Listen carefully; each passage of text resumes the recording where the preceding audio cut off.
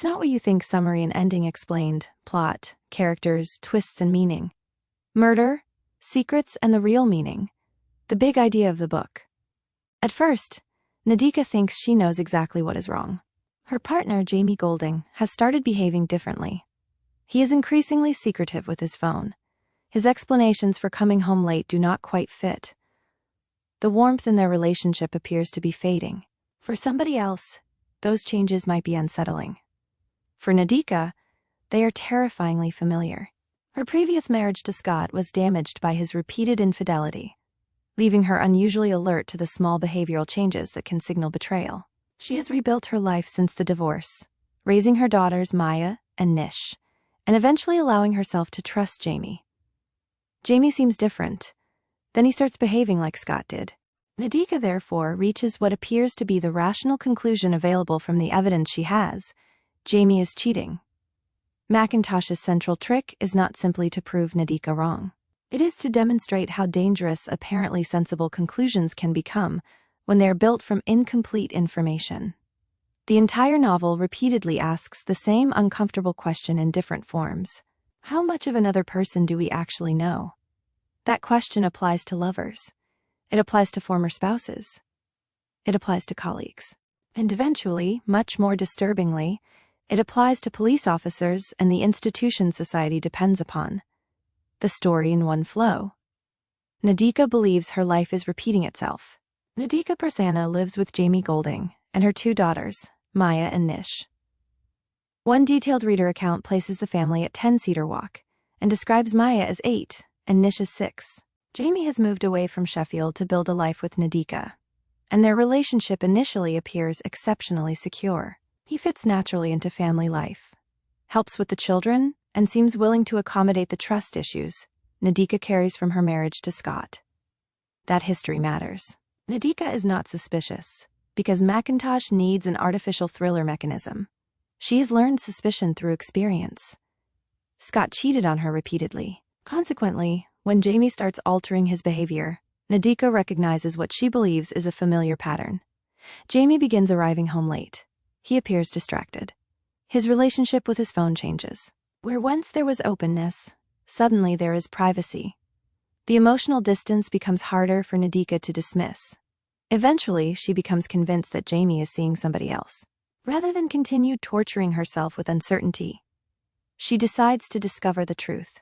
During a phone conversation with Jamie, something reinforces her suspicion sufficiently that she rushes home, expecting to catch him with another woman. Her drive is frantic enough that police stop her for speeding. She explains that she believes her partner is cheating and continues towards home. It is the perfect domestic thriller setup. Except Jamie is not with another woman. When Nadeeka reaches Cedar Walk, police are already outside. Her house has been cordoned off. Jamie Golding is dead. He has been murdered inside the home Nadeeka believed they were building together. Public descriptions and reviews identify him as having been stabbed in the living room. Everything Nadeeka thought she was about to confront disappears. Infidelity suddenly feels almost irrelevant. The question is no longer, who was Jamie sleeping with? It becomes, who was Jamie really? The murder investigation changes the story. Police initially take control of Cedar Walk. Electronic devices are seized. The property becomes evidence. Nadeeka is displaced not merely physically, but psychologically. She is grieving a man while simultaneously beginning to understand that there may have been large parts of his life she never knew existed. A particularly important early development occurs when Nadeeka later visits the police station because her phone has still not been returned. There, information emerges that shatters her assumptions about Jamie and changes the direction of the investigation. Reviewer accounts consistently identify this early stretch, around the end of the first major section, as the point where Macintosh executes the novel's first enormous reversal. The book deliberately protects the mechanics of that revelation more aggressively than most contemporary thrillers. Macintosh herself has encouraged readers to avoid revealing its twists, while many reviews similarly recommend approaching the novel knowing as little as possible. What can be established without inventing material is that Jamie's death is not a conventional domestic killing, and that the investigation opens into substantially larger questions involving identity, extremism, race, and trust in public institutions. That transition is the real structural engine of It's Not What You Think. Mackintosh begins with a private betrayal narrative. She then enlarges the frame. DCI Lauren Caldwell takes control. The investigation eventually comes under DCI Lauren Caldwell. Lauren provides one of the book's major perspectives and shifts the story away from Nadeeka's emotional experience into police procedure. Her problem is difficult from the beginning. Jamie's murder contains inconsistencies. Evidence fails to arrange itself into the reassuring pattern investigators want. Information appears to be missing. Public confidence in policing is already fragile, creating institutional pressure around the case. Lauren must therefore solve a murder while simultaneously managing the consequences of how that murder is investigated. The personal complication is that Lauren is preparing to marry another officer, D.S. Fraser Hogan. Fraser is not simply her fiancé. He is also professionally close to her and involved in the world surrounding the investigation. Their wedding is approaching within weeks. Mackintosh has therefore built another relationship around presumed knowledge. Nadeeka believed she knew Jamie. Lauren believes she knows Fraser. The parallels are deliberate. Both women have constructed futures with men whose internal lives are less accessible than they imagine. Jamie returns to the story.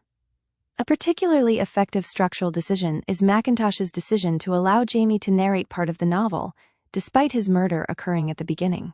His section moves backwards, beginning before his death. This transforms Jamie from evidence into a character. Until then, both Nadeeka and the reader must reconstruct him from absence. People describe him. Police analyze him. Digital information implies things about him. His behavior before his death is reconsidered. Every piece of information produces another possible Jamie. Then Mackintosh gives the dead man a voice. That does not necessarily make him easier to understand. Instead, it complicates the problem. His secrecy acquires context. Relationships and decisions that appeared straightforward from Nadeeka's perspective become less stable. The reader is forced to revisit assumptions formed during the investigation. Some readers have considered these retrospective sections less effective precisely because they make certain later revelations easier to anticipate. Others regard the device as essential because it turns Jamie into more than a murder victim. Either way, structurally, the decision is important. The book is no longer asking only who killed Jamie. It is asking how a person becomes the version of themselves that other people eventually discover. Scott remains an important shadow. Nadeeka's former husband Scott continues to matter. He's responsible for much of the psychological baggage Nadeeka carries into her relationship with Jamie. His previous cheating trained Nadeeka to look for deception. He also reportedly dislikes Jamie intensely. That immediately gives him narrative weight, because thrillers teach readers to convert emotional hostility into possible motive. Mackintosh repeatedly exploits that instinct. Every character who looks suspicious may be innocent. Every reassuring character may contain something unseen. The story keeps moving because its suspects and relationships refuse to stay fixed. Scott also serves another purpose. He represents the past Nadeeka thought she had escaped. Jamie represented the alternative. If Jamie himself turns out to contain profound secrets, then Nadeeka faces something worse than being deceived twice. She has to question whether she possesses any reliable method for judging whom to trust. The thriller expands into political violence and extremism. This is where It's Not What You Think becomes considerably more ambitious and more divisive than its initial premise suggests. The book brings contemporary racism, anti-immigration politics, white supremacist ideas, and extremist radicalization into the murder mystery. Multiple reader accounts identify those subjects as central rather than incidental. That shift radically changes the stakes. Jamie's murder becomes entangled with forces larger than one household. The story starts asking how extremist attitudes develop, how apparently ordinary people conceal beliefs from those closest to them, and how ideology can exist beneath otherwise unremarkable surfaces. Mackintosh is interested in the disconnection between appearance and belief. A person can help children with homework, go to work, joke with colleagues, and appear entirely ordinary, while simultaneously participating in something morally grotesque. The novel's title, therefore, begins to acquire another meaning. It's Not What You Think is no longer merely a tease aimed at readers guessing a murderer. It becomes an argument about social perception. Danger rarely introduces itself honestly. The police become part of the question. Perhaps the most unsettling move is that McIntosh does not leave suspicion outside the police station. The investigation itself increasingly becomes part of the thriller. One reviewer describes a senior figure who appears benign before being revealed in a dramatically darker light, observing that somebody wishing to manipulate or conceal information would benefit enormously from being positioned inside the machinery handling that information. That idea is more interesting than a conventional corrupt police twist. The institution designed to create certainty becomes another location of uncertainty. Evidence is powerful because people trust the systems preserving it. Investigations work because officers assume colleagues are broadly operating towards the same objective. Authority depends on invisible agreements. When those assumptions fail, institutional power becomes extraordinarily dangerous. A criminal outside the system must avoid investigation. A corrupt or radicalized person inside the system may be able to influence what gets investigated in the first place. That is the darker direction McIntosh pushes towards. Lauren's personal and professional worlds collide. Lauren increasingly faces a problem that resembles Nadeeka's. She must reconsider somebody she believes she understands. Fraser is not simply another officer in the narrative. He is the person with whom Lauren expects to build her future. The book eventually grants Fraser his own perspective, and this section is among the novel's most disturbing because the reader is given access to thoughts that complicate the identity Lauren has constructed for him. Reviewer reactions describe Fraser's internal perspective as frightening and specifically connect it with the novel's interest in how extremist thinking can continue growing inside people who outwardly appear damaged, ordinary, or trustworthy. That creates the book's most important parallel. Nadeeka looked at Jamie and saw one man. Lauren looked at Fraser and saw another. Both interpretations were incomplete. The investigation becomes a battle over reality. By the later stages, it's not what you think has moved well beyond its original murder setup. The mystery is no longer simply forensic. It is epistemological. Who controls information? Whose account is credible? What happens when investigators themselves may be compromised? How easily can personal loyalty interfere with judgment? When does ordinary resentment become ideology? How much evidence does somebody need before reconsidering everything they believed about somebody they loved? McIntosh uses murder as the mechanism for forcing those questions into the open. That is why the book's multiple narrators matter. Nadeeka cannot tell the whole story. Lauren cannot. Jamie cannot. Fraser cannot. Each narrator possesses information the others lack. Each also possesses blind spots. Truth only becomes visible through the gaps between their perspectives, the main characters inside the story. Nadeeka Prasanna. Nadeeka is the novel's emotional center. A divorced mother raising Maya and Nish, she has already experienced betrayal through Scott's infidelity. Jamie appears to offer a second chance. When he becomes secretive, Nadeeka responds not merely to his behavior but to memory. That distinction matters. Her suspicion is simultaneously justified and unreliable. She correctly recognizes that something is wrong. She incorrectly assumes she understands what that something is. That makes her the perfect protagonist for a book built around misinterpretation. Her deepest fear is not simply losing Jamie. It is discovering that trusting somebody again was a mistake. Jamie's murder converts that fear into something far worse because she can no longer ask him ordinary questions. Every answer must be reconstructed after his death. Jamie Golding. Jamie begins the novel as an apparent cheating partner. Within pages, he becomes a murder victim. Later, he becomes a mystery. Eventually, his own perspective forces the reader to reconsider yet again what kind of man he was. That movement is deliberate. Jamie is less a fixed character than a sequence of interpretations. Nadeeka's Jamie, the police's Jamie, the public version of Jamie. The Jamie revealed through evidence. The Jamie inside his own narration. The gaps between those versions produce much of the novel's suspense. DCI Lauren Caldwell. Lauren gives It's Not What You Think much of its police procedural backbone. She initially occupies the stable side of the story, the investigator whose job is to replace uncertainty with evidence. McIntosh gradually undermines that stability. Lauren's professional judgment becomes entangled with her personal relationship with Fraser.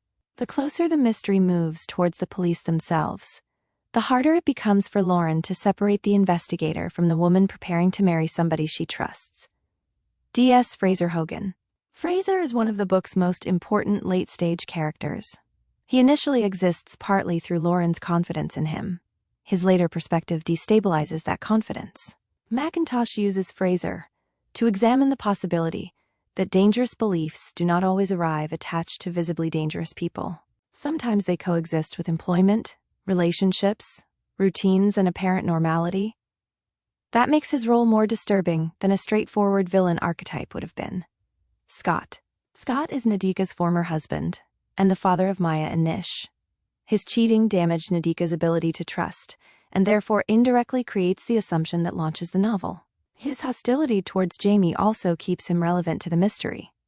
Yet Scott's larger purpose is psychological. He demonstrates how earlier betrayal shapes interpretation of later evidence. Nadeeka sees Jamie through scars Scott helped create.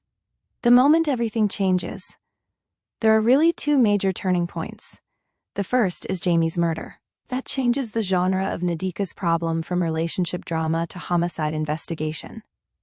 But the more important turn arrives when the police station, initially the place expected to provide answers, becomes a source of uncertainty itself. Once the possibility emerges that people connected to authority, policing, or the investigation may not be what they appear, the reader loses the safest remaining reference point. The book then becomes much darker. A murderer can be caught. An unreliable system is harder to contain. The ending explained. Publicly accessible publisher material deliberately withholds the exact mechanics of McIntosh's final revelations, and the author has actively encouraged spoiler-free discussion of the twists. Rather than invent names, actions, or a culprit not firmly supported by available sources, the ending is best understood through what the published material and spoiler-discussing reader accounts establish. The final movement brings together the book's two great forms of concealed identity: Jamie's hidden life and the ideological darkness concealed within people whom other characters trusted. Fraser's perspective becomes particularly important. Lauren's confidence in the man she planned to marry can no longer function as evidence of who he actually is. The investigation's relationship with extremist ideology and compromised authority reaches an explosive climax. Detailed reader response describes the finale literally as explosive, while others repeatedly describe the concluding movement as disturbing, politically charged, and chilling. The novel then includes an epilogue approximately 18 months later. That time jump matters. McIntosh is interested not simply in solving Jamie's murder, but in consequences. What happens after somebody discovers that their understanding of another human being was catastrophically incomplete? How do ordinary relationships continue after trust has been weaponized? And does uncovering an extremist individual actually eliminate the beliefs that produce them? The final implication is deliberately more unsettling than a standard closed case ending. Individual criminals can be identified. Ideas survive.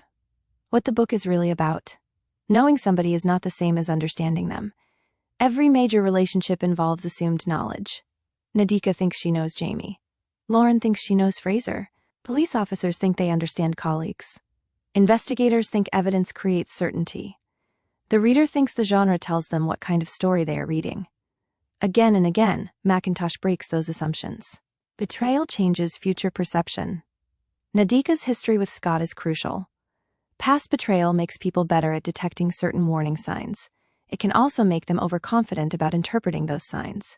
Nadeeka notices correctly that Jamie is hiding something. She mistakes the nature of the secret. That distinction is psychologically sharp. Intuition may tell you that information is missing. It does not automatically tell you what the missing information contains. Extremism can wear an ordinary face. The novel's darkest concern is radicalization.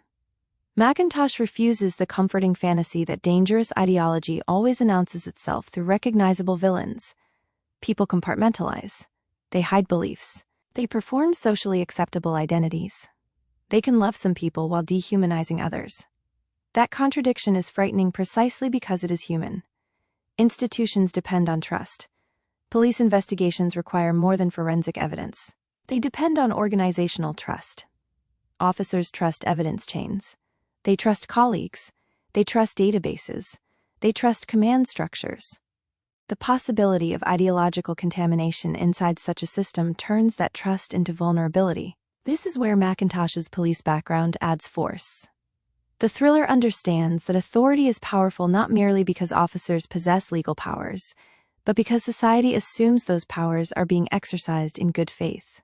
What most summaries miss. The obvious description of "it's not what you think" is: woman thinks boyfriend is cheating. Woman finds boyfriend murdered. Secrets emerge. That is technically accurate and almost completely inadequate. The important transition is from personal mistrust to institutional mistrust. Nadeeka's suspicion introduces the concept. Jamie's secrets expand it. Lauren's investigation systematizes it. Fraser's storyline turns it back against the investigators. The narrative therefore keeps widening the same idea, rather than simply stacking arbitrary twists. What most people misunderstand. The book is not ultimately arguing that nobody can ever be trusted.